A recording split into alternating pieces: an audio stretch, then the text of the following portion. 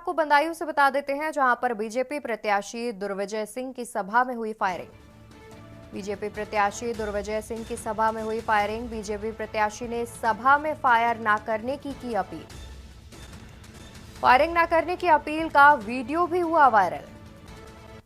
बता दें कि फायरिंग न करने की अपील का वीडियो वायरल हुआ, जहां पर उन्होंने कहा कि फायरिंग मत करो, फायरिंग का समय गया। सहसवान में चल रही थी दुर्विजय सिंह की सभा। मैं आपसे कहना चाहता हूं, ये चुनाव देश में मोदी को प्रधानमंत्री बनाने का चुनाव है।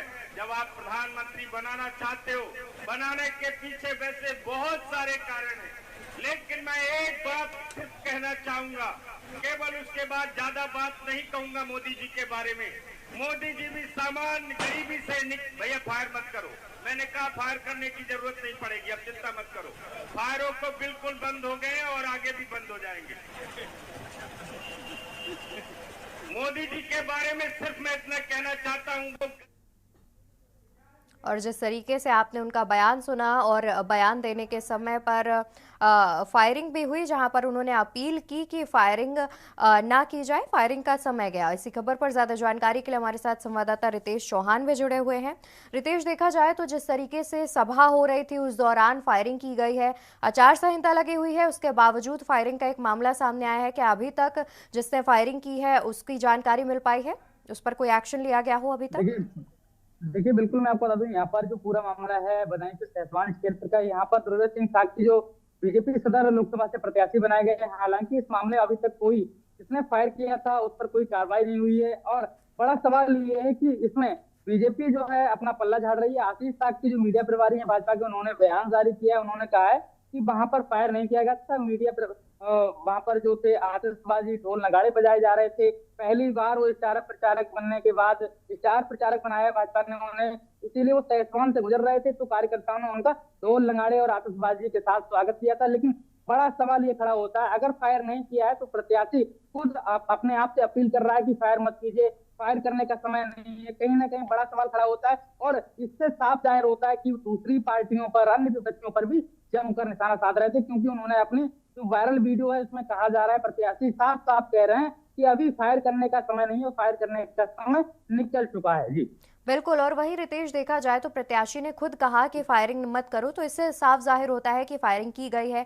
एक और देखा जाए तो जिस तरीके से लोकसभा चुनाव की तारीखों के बाद आचार संहिता लग गई थी, तो क्या जो फायरिंग की गई है स्पष्ट हो पाया है कि वो लाइसेंसी बंदूक से की गई है? अगर लाइसेंसी बंदूक से की गई है तो फिर अभी तक जमा क्यों नहीं हुई?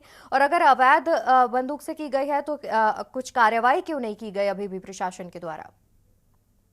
देखिए सबसे बड़ी बात है ये कि स्टार प्रचारक थे बीजेपी के दुर्विजय सिंह साक्षी, और भारतीय जनता पार्टी बदायूं से लोकसभा प्रत्याशी भी हैं। हालांकि इस मामले में हमने पुलिस के अधिकारियों से बात करनी चाहिए, फिलहाल उनका कोई बयान सामने नहीं आया। और कार्रवाई की तो बात, कार्रवाई तो बिल्कुल की नहीं गई, क्योंकि इसमें जो पूरा मामले का निष्कर्ष निकल के आया उसमें मीडिया प्रभारी जो है भारतीय जनता पार्टी को, उन्होंने बताया कि वह ढोल नगाड़े और आतिशबाजी की आवाज थी, लेकिन आचार संहिता में आतिशबाजी भी चलाना एक कानूनी तौर पर गुनाह है जी और आतिशबाजी भी नहीं चला सकते हैं। लेकिन वहां पर अगर स्पष्ट तौर पर देखा जाए तो बीजेपी कार्यकर्ता और बीजेपी तमाम हजूम था, लेकिन ये अभी तक स्पष्ट नहीं हो पाया कि वो बंदूक लाइसेंसी थी या फिर अवैध असला था।